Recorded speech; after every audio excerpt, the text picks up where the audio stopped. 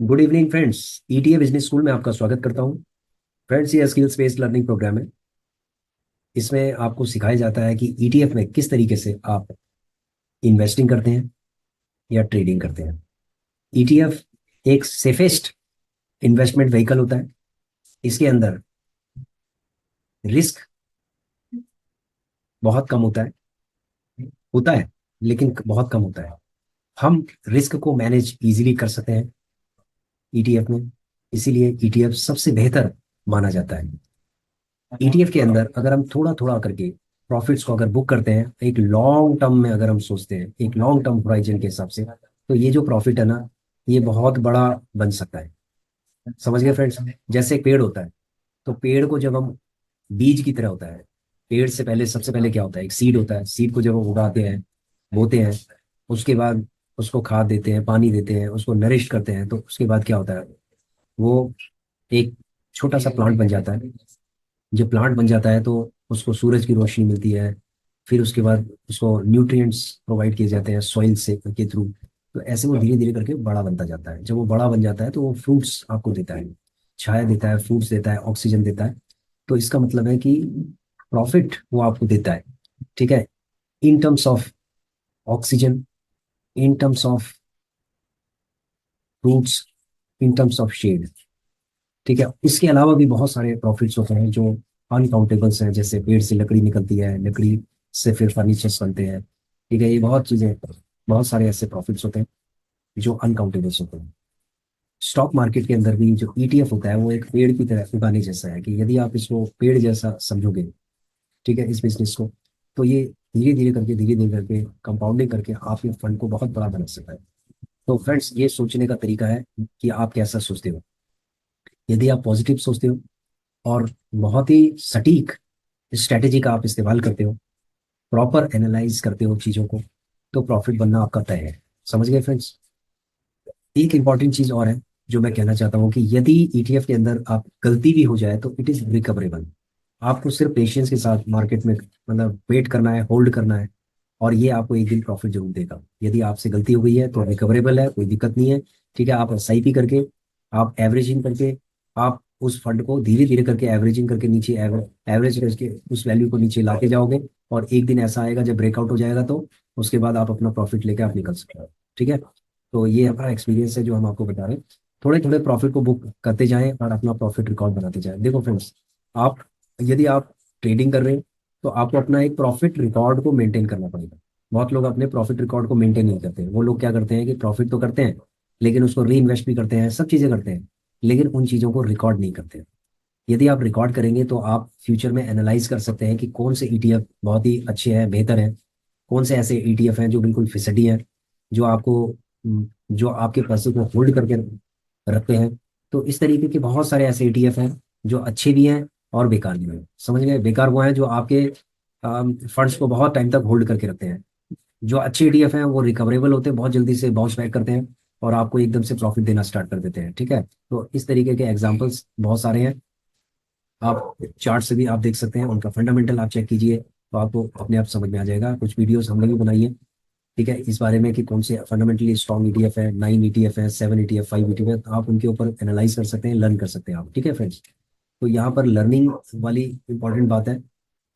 अब चलते हैं हम चार्ट में। देखिए, अगर हम चार्ट में देखते हैं, सपोज ये सिल्वर बीज का चार्ट है, तो देख, चार्ट में अगर हम देखते हैं तो क्या होता है, एक स्विंग करता है। देखो, चीजें स्विंग करती हैं। जैसे ये ऊपर की तरफ आया, फिर नीचे आया, फिर ऊपर की तरफ गया, फिर नीचे आया। तो हमारी जितनी भी ट्रेडिंग होती है, जो भी हम इन्वेस्टिंग करते हैं, हम आरएसआई को बेस बना के करते हैं। यदि आरएसआई को बेस बना के आप ईटीएफ में इन्वेस्टिंग करोगे तो कहीं भी मार नहीं खाओगे। समझ रहे हो? कहीं पर भी मार नहीं खाओगे। तो इसीलिए आपको हमेशा आरएसआई को देखना है। देखिए फ्रेंड्स, जैसे फॉर एग्जांपल आप बैक टेस्ट जितने मर्जी आप टेस्ट कर लीजिए, बैक टेस्ट आरएसआई के, आपको एक ही चीज इसके अंदर मिलेगी कि अगर ओवरबॉट जोन कहाँ पर है, ओवर सोल्ड जोन कहाँ पर है, कहाँ पर हमें इसको बाय करना चाहिए, कहाँ पर हमें इसे सेल करना चाहिए, ये अपने आप आपको दिखाई देना स्टार्ट हो जाएगा। समझ रहे हो फ्रेंड्स? तो ये आर्ट होती है देखना। इसको देखना एक आर्ट है। ठीक है? नंबर वन, चार्ट रीडिंग एक आर्ट है। नंबर टू, इन्वेस्टिंग एक आर्ट है। इन्वेस्टिंग में आपको ये देखना है कि आपको कहाँ पर इसको बाय करना है, कहाँ पर इसको सेल करना है। ठीक है? या होल्ड करना है या सेल करना है, ये सारी चीजें एक आर्ट है। ठीक है, कहाँ पर आपको ज़्यादा पैसा लगाना है, कहाँ पर आपको कम पैसा लगाना है, कौन से ईटीएफ में आपको ज़्यादा लगाना है, कौन से ईटीएफ में आपको कम लगाना है, कितना इन्वेस्टिंग करना है, उसकी लिमिट आपको सेट करनी पड़ेगी। तो ये सारी चीज़ें एक आर्ट होती है। ठीक है, तो स्टॉक मार्केट से जो पैसा बनाना है एक बहुत बड़ी आर्ट है। तो अगर ये आर्ट सीखना चाहते हो तो आपको सबसे पहले जो बेसिक चीज़ें हैं वो आपको समझनी पड़ेगी। जैसे एक देखो, एक आर्टिस्ट होता है तो वो सबसे पहले टूल्स होते हैं, टूल्स को कैसे इस्तेमाल करना है, स्केचेस कैसे बनाने हैं, कलर कैसे करना है, ये सारी बेसिक चीज़ें, रेंडरिंग कैसे करनी है, ये सारी चीज़ें पहले वो सीखता है। लर्न करने के बाद तब वो जाके एक आर्ट बनाता है, उस आर्ट के अंदर अपनी क्रिएटिविटी और अपनी पूरी स्किल्स वो झोंक देता है, तब जाके वो एक बेहतरीन आर्ट बना सकता है। तो कहने का मतलब ये है कि लर्निंग के साथ साथ एक क्रिएटिविटी प्लस स्किल्स भी होनी चाहिए। तो यहाँ पर भी इन्वेस्टिंग एक आर्ट है, इसके अंदर स्किल्स, क्रिएटिविटी, स्ट्रेटेजी, ये सारी चीजें इसके अंदर चाहिए, तो आप लर्न कर सकते हैं। ठीक है फ्रेंड्स, तो आज का जो छोटे छोटे प्रॉफिट है, देखो अब मैं चलता हूँ जो हमारी रिकॉर्ड शीट है। देखो ये 38 ETF है, ये सारे के सारे जो 38 ETF हैं हम आपके लिए इसलिए लेके आए थे क्योंकि इसमें वॉल्यूम अच्छा है। ठीक है, इसका मतलब ये नहीं कि 38 के 38 आप खरीद लो। हमने भी इसके अंदर कुछ लिए हैं, कुछ टेस्टिंग के लिए भी लिए हैं, ताकि हम इसको टेस्ट करें। देखो सिखाने के लिए ना टेस्ट करना बहुत जरूरी होता है। यदि अगर हम टेस्ट नहीं करेंगे तो आपको बताएंगे कैसे कि कौन सा ETF अच्छा है कौन सा नहीं है। ठीक है, तो लेकिन यहाँ पर एक इंपॉर्टेंट चीज और भी है कि टेस्टिंग के साथ साथ हम क्या करते हैं, उसको होल्ड करते हैं। हम कभी भी नेगेटिव में उसको सेल नहीं करते कि नेगेटिव हो गया और हमने सेल कर दिया, कोई इशू नहीं है, वो पड़ा हुआ है डीमेट अकाउंट में, पड़े रहने दो, जब वो प्रॉफिट देगा तब हम निकालेंगे। लेकिन एक चीज से एनालिसिस हो जाती है कि वो उस ETF ने हमारे फंड्स को कितनी समय तक होल्ड करके रखा। This is the important thing, यहाँ पर ये इंपॉर्टेंट है। अब चलते हैं हम, देखो नीचे, इसी के नीचे जो गूगल शीट है इसी के नीचे हमने क्या किया है, एक हमने एक रिकॉर्ड मेंटेन किया हुआ है। देखो राइट फ्रॉम बिगनिंग आप देखेंगे यहाँ पर हमने ये ETF लिए थे, और इन ETF को हमने बाय किया और सेल किया। ठीक है, बाय सेल बाय सेल, और लास्ट में जब आप देखेंगे तो यहाँ पर हमारा प्रॉफिट है। ठीक है, जो कि धीरे धीरे करके ये बढ़ता गया है। तो हमने रिकॉर्ड को कहाँ तक कर लिया है, 50 तक। ठीक है, ये 50वां हो गया। तो आज ये 50वां रिकॉर्ड हो गया, इसका मतलब है कि हाफ सेंचुरी हो गई है रिकॉर्ड की। समझ गए फ्रेंड्स, हाफ सेंचुरी हो गई है रिकॉर्ड की। तो इसको भी हम ग्रीन करेंगे, लेकिन सबसे पहले हम इसको रिकॉर्ड कर लेते हैं। तो आज है 10 तारीख, 10/12/2024। तो हमने इसको सेल किया है, और 10/12/2024। अब सेल प्राइस कितना है ये हम चेक कर लेते हैं। देखिए फ्रेंड्स, सेल प्राइस, चलते हैं हम पोजीशन में, चलते हैं पोजीशन में। आप देखेंगे सिल्वर बीज हमने सेल कर दिया, आपने देख रहे होंगे ना ये सेल, देखो क्वांटिटी माइनस है, इसका मतलब -500 क्वांटिटी हमने सेल कर दी थी जो ली हुई थी। हमने कितने में इसको सेल किया, 90-50 पे। ठीक है, तो वो हम इसमें लिख लेते हैं अपने रिकॉर्ड में, 90-50। ठीक है, 16 रुपए DP charges, zero brokerage, quantity 500 ही है, सेम क्वांटिटी है इसका। 57 RSI है, लगभग 57 है। और अगर हम अमाउंट देखेंगे तो अमाउंट कितना हो गया था, 45,980 से ये 45,234 के आसपास हो गया। यहाँ पर प्रॉफिट कितना हो गया, 1254 रुपये का। ठीक है, जस्ट ए सेकेंड। ठीक है, इसको हम कर लेते हैं ग्रीन। ठीक है, ये दिखाई दे रहा होगा स्क्रीन में आपको, तो इसको भी हमने ग्रीन कर दिया। तो ये 50 हो गए, 50 रिकॉर्ड्स हो गए, इसका मतलब हाफ सेंचुरी हो गई है। तो अब ये धीरे धीरे कर आगे बढ़ता जाएगा। तो ऐसे करके आपको क्या करना है, धीरे धीरे करके आपको रिकॉर्ड को बढ़ाते जाना है। तो हमारा पर्पस क्या है फ्रेंड्स, ये रिकॉर्ड को बढ़ाते जाना है। ठीक है, हमारा रिकॉर्ड को अगर हम बढ़ाते हैं तो ये बढ़ता जाएगा। ठीक है, तो टोटल हो गया 63770। ठीक है, 63770। अगर मैं इसको सम कर देता हूँ, ये कर दिया हमने, तो आप देख रहे होंगे स्क्रीन पे कि कितना हो गया, 63770 हो गया। ठीक है, तो अभी ये 50 तक हो गया। 50 के आगे आपको दिखाएंगे कि 50 के आगे कितना होता है, कैसे होता है, ये सारी चीजें हम आपको बता ही रहे हैं। तो ये जो छोटे छोटे प्रॉफिट है ना, चाहे वो छोटे हो चाहे कैसे भी हो प्रॉफिट, लेकिन क्या है, ये आपका रिकॉर्ड बढ़ते जाना चाहिए, बढ़ते जाना चाहिए। ठीक है, एक तो हमारा ये हो गया सिल्वर बीज का। ठीक है, सिल्वर बीज का हो गया। अब हम आगे की जो रणनीति है वो देखते हैं। देखो अभी मार्केट बिल्कुल एक ऐसे स्टेज पे पहुंच गई है, बिल्कुल बिल्कुल डाउन में चली गई थी, और जो अप में थी उसके मिडिल में है। इसका मतलब है जो टॉप, जो पीक था इसका, और बिल्कुल जो डाउन होता है। ठीक है, डाउन पॉइंट और अपर पॉइंट, इन दोनों के बीच में अभी मार्केट अटकी हुई है। तो अभी ये कहाँ जाएगी किसी को नहीं पता, लेकिन ये हम प्रेडिक्ट करते हैं कि जब नीचे से ये ऊपर की तरफ आ गई है तो शायद ये ऊपर की तरफ जा सकती है। तो यहाँ पर हम थोड़ा बहुत क्या करते हैं, जजमेंट करते हैं, जजमेंट के हिसाब से हम इन्वेस्टिंग करते हैं। तो अभी हम सपोज मान लीजिए अभी हम किसके ऊपर करेंगे, जीटीटी ऑर्डर हम देखते हैं अभी जीटीटी ऑर्डर में क्या हमने किया हुआ है। देखो निफ्टी बीस है, निफ्टी बीस 273 रुपये 50 पैसे पे हमने लगा रखा है, लगभग 100 क्वांटिटी लगा रखा है, ये ओके है।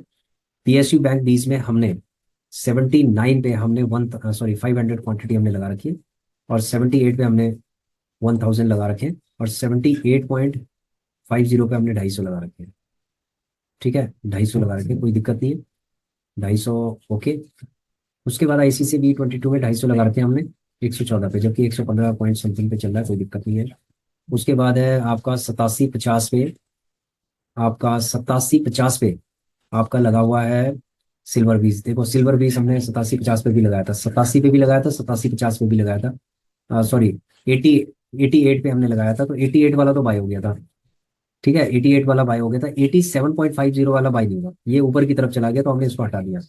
सीपीएससी में 91 पे लगा रखा है, 92.27 पे है। एलटी गिल्ड बीस 27 पे लगा रखा है, 27.21 पे है। गोल्ड बीस हमने लगा रखा है 63.50 पे, 64.67।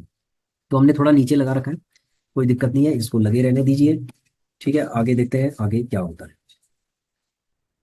दूसरे डीमेट अकाउंट का बताता हूँ मैं आपको। एक का तो आपको समझ में आ गया होगा कि वहां पर एक प्रॉफिट हमने कर दिया और इसको रिकॉर्ड कर दिया। अब दूसरे का देखो, दूसरे का चलते हैं हम। आज 215 रुपये का पीएनएल हुआ था, तो ये ओवरऑल 0.61% दिखा रहा है, जबकि किसी टाइम में 3% 4% भी था। ठीक है, तो इसका मतलब है कि मार्केट ऊपर की तरफ आ गई है। तो अब अगर हम बात करें तो अब ये माइनस ही है, अप्रोक्सीमेटली सभी माइनस है, एक दो को छोड़ के। तो एक तो आईसीसी बी 22 है। ठीक है, ये अभी थोड़ा बहुत ऊपर आ गया है। मॉन आई 50, मॉन आई एफ एफ टी वाई 500 है, इसमें हमने बहुत कम इन्वेस्टमेंट किया है। ठीक है, जबकि इसने रिटर्न बहुत अच्छा दे दिया। उसके बाद निफ्टी क्वालिटी पहले का है, ये तो हमने वैसे ही टेस्टिंग के लिए लिया था। निफ्टी बीस है, निफ्टी बीस भी थोड़ा बहुत ऊपर आया था, ये और ऊपर भी आया था, लेकिन ये अभी डाउन पे चल रहा है। ठीक है, नीचे आ गया फिर। तो यहाँ पर हमारा एक गोल्ड बीज है, ठीक है, जिसको हम निकाल सकते हैं।